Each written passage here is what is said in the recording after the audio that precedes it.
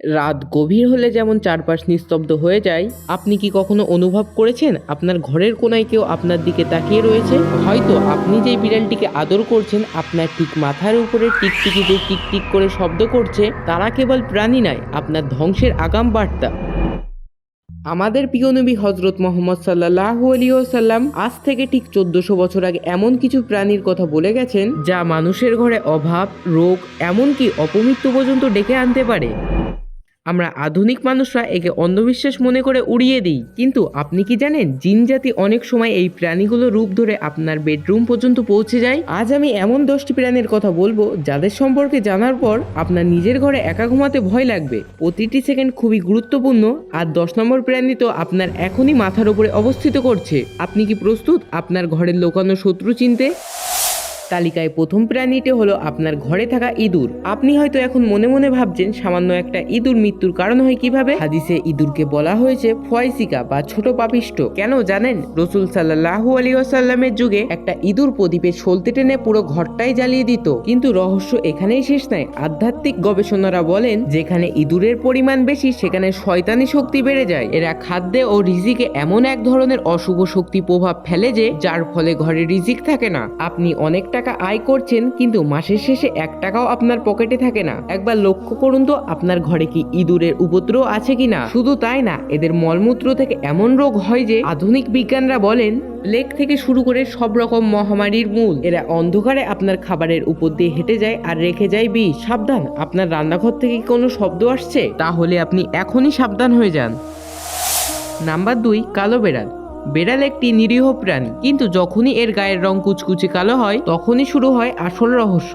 অনেক বড় বড় ইসলামিক কলার এবং জিনের বাচ্চাদের সাথে কথা বলা অভিজ্ঞ ব্যক্তিদের দাবি হলো যে শক্তিশালী জিনেরা প্রায় কালো বিড়ালের রূপ ধরে মানুষের আশেপাশে ঘোরে। আপনি কি কখনো লক্ষ্য করে দেখেছেন গভীর রাত্রে আপনার বিড়ালটি শূন্যের দিকে তাকিয়ে কেমন হিসির শব্দ করছে বা ভয়ে কুকড়ে যাচ্ছে? বিড়ালরা এমন কিছু দেখতে পায় যা মানুষের পক্ষে দেখা সম্ভব নয়। হাদিসে এসেছে কালো বিড়াল অনেক সময় শয়তানের রূপ হতে পারে। বিশেষ করে কোনো কালো বিড়ালের চোখের মনি আগুনের মতো লালচে দেখায়, তখন বুঝবেন সেটা কোনো প্রাণী নয়। এরা ঘরে থাকা মানে আপনার পরিবারের উপর আরো 100 গুণ কালো জাদুর প্রভাব বেড়ে যাওয়া। এদের উপস্থিতি আপনার রাতের ঘুম কেড়ে নেওয়ার জন্য যথেষ্ট।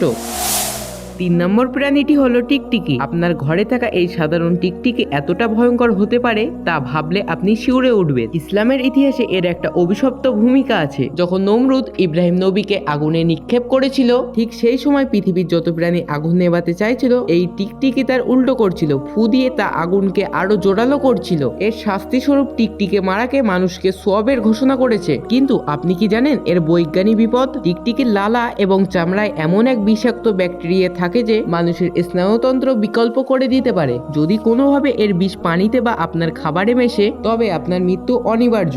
আধ্যাত্মিক দিক থেকে যে ঘরে টিকটিকি থাকে সে ঘরে পবিত্রতা নষ্ট হয়, ফলে সেই ঘরে ফেরেশতারা প্রবেশ করতে দ্বিধাবোধ করে। 4 নম্বর যে প্রাণীটি হলো বিচ্ছু। বিচ্ছু নামটা শুনলে মনের ভিতরে কেমন একটা জানি হয়। বিচ্ছু এমন একটা প্রাণী যা নামাজের ভিতরে থাকলেও তাকে মেরে ফেলার নির্দেশনা দিয়েছে। কেন এই কঠোরতা? কারণ বিচ্ছু হলো বিশ্বাসঘাতকতার প্রতীক। কারণ এরা ঘরে প্রবেশ করে একদম নিঃশব্দে। কবরের আযাবের কথা স্মরণ করুন, সেখানেও বিচ্ছুর কথা উল্লেখ রয়েছে। এই প্রাণীটি আপনার ঘরে থাকা মানেই হচ্ছে নিরাপত্তার অভাব। এদের কামড় শুধু যন্ত্রণা নয়, অনেক সময় এদের কামড়ের ফলে হৃদযন্ত্র বন্ধ করে দিতে পারে। বিশেষ করে হলুদ ও কালো রঙের বিচ্ছুরা শয়তানি আসরের বাহক হিসেবে পরিচিত। আপনার জুতার ভেতরে ঘরের কোণে ঘাপটি মেরে বসে নেই তো? এখনই চেক করুন।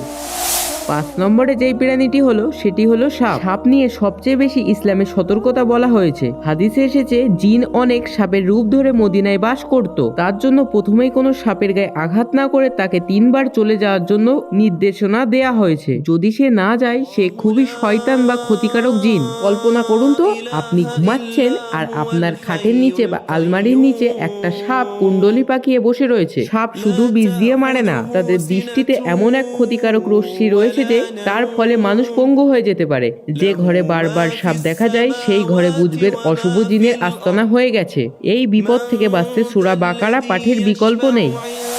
6 6 নম্বর প্রাণীটি হলো কালো কুকুর। কুকুর মানুষের বন্ধু হতে পারে, কিন্তু ইসলামে কুকুর ঘরে তোলার কঠোর নিষেধ রয়েছে। বিশেষ করে কালো কুচকুচে কুকুরকে রাসূল সাল্লাল্লাহু আলাইহি ওয়াসাল্লাম শয়তান বলে পরিচিত দিয়েছে। আপনি কি জানেন যে ঘরে কুকুর থাকে সে ঘরে রহমতের ফেরেশতারা প্রবেশ করে না? ফেরেশতা ঘরে না আসা মানে শয়তানদের জন্য আপনার ঘরটি একটা উন্মুক্ত খেলার মাঠ। আপনি যতই ইবাদত করুন না কেন, আপনার ঘরে যদি কুকুর থাকে এক ধরনের শয়তানি শক্তি আপনার ঘরে দানা বাঁধে। বৈজ্ঞানিক দিক থেকেও কুকুরের লালা মানুষের জন্য অত্যন্ত ক্ষতিকর। আপনার পোষা প্রাণীটি আপনার দুয়ার পথে বাধা হয়ে দাঁড়াচ্ছে না তো?